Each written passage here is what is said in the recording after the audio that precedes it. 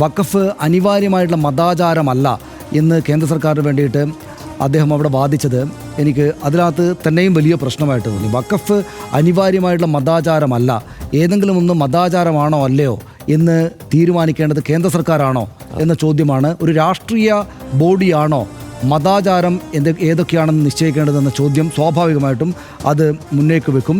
അതെങ്ങനെയാണ് കേന്ദ്ര സർക്കാരിന് പറയാനാവുക?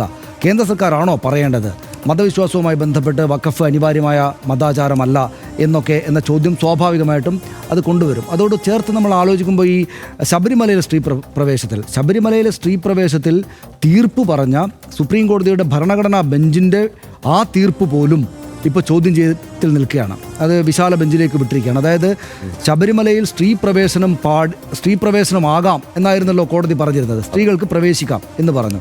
അപ്പോൾ അത് തീരുമാനം എങ്ങനെയാണ് ഒരു കോടതി സ്വീകരിക്കുക എന്ന ചോദ്യം കൂടെ അതോടൊപ്പം വന്നിരുന്നു. അതുകൊണ്ടാണല്ലോ ഇപ്പോൾ വിശാല ബെഞ്ചിലേക്ക് വിട്ടിട്ട് അത്തരത്തിലുള്ള പ്രശ്നങ്ങൾ കൂടെ, വലിയ വിശാലമായിട്ടുള്ള പ്രശ്നങ്ങൾ കൂടെ പരിഹരിക്കാൻ വേണ്ടിയിട്ട് അത് ഹോൾഡ് ചെയ്ത് വെച്ച നിലയിലാണല്ലോ. അതായത് സുപ്രീം കോടതി ദീർഘമായ കാലമെടുത്തിട്ട് ഭരണഘടനാ ബെഞ്ച് ഇക്കാര്യങ്ങളെല്ലാം പരിശോധിച്ചിട്ട് ശബരിമലയിലേക്ക് സ്ത്രീ പ്രവേശമാകാം എന്ന് വിധിച്ചു. അങ്ങനെയാണല്ലോ ഉണ്ടായത്.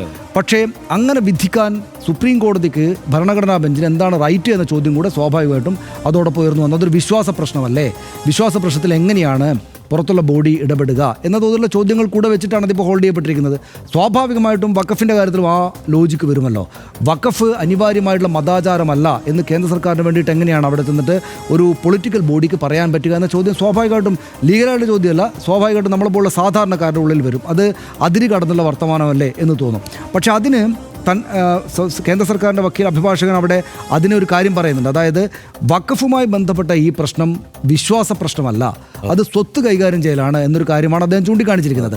നമ്മൾ ശബരിമലയിലെ പ്രശ്നം എടുത്ത് മുന്നോട്ട് പോകുമ്പോൾ ശബരിമലയിലെ സ്ത്രീ പ്രവേശനം എന്നത് ഒരു വിശ്വാസ പ്രശ്നമാണ്, വഖഫിലെ പ്രശ്നം ഒരു വിശ്വാസ പ്രശ്നമല്ല എന്ന കാര്യം അവർ ആദ്യമേ പറയുന്നുണ്ട്. പക്ഷേ അതെങ്ങനെയാണ് ഒരു വിശ്വാസ പ്രശ്നമല്ല എന്ന് ഇവർ തീരുമാനിക്കുക എന്ന ചോദ്യവും സ്വാഭാവികമായിട്ട് നമ്മുടെ ഉള്ളിൽ വരും.